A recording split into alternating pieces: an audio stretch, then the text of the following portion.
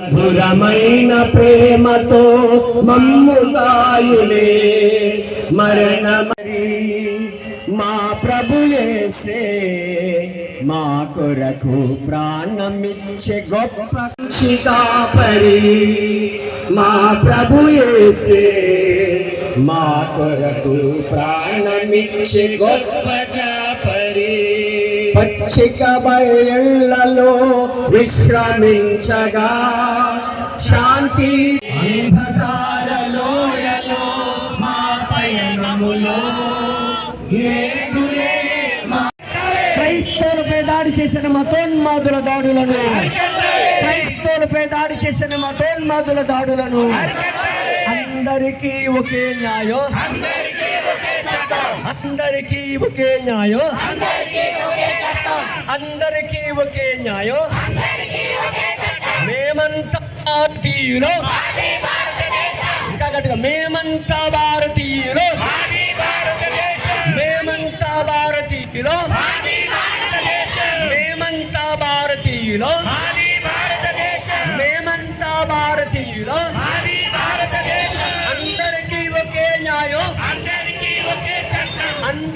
ఒకే న్యాయం అందరికీ ఒకే న్యాయం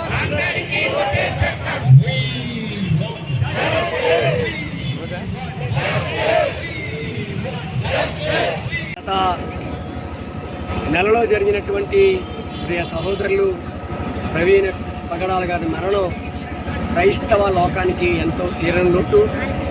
వారిని ఎంతో ప్రీ ప్లాన్గా చాలా ప్లాన్ చేసి రిక్కీలు నిర్వహించి వారిని ప్రీ ప్లాన్లో మర్డర్ చేసి కేవలం అది యాక్సిడెంట్గా చిత్రీకరించడానికి ప్రతిరోజు ఒక్కొక్క ఫ్యాబ్రికేట్గా చేసినటువంటి సాక్ష్యాలను బయటకు తీసుకొస్తున్నారు.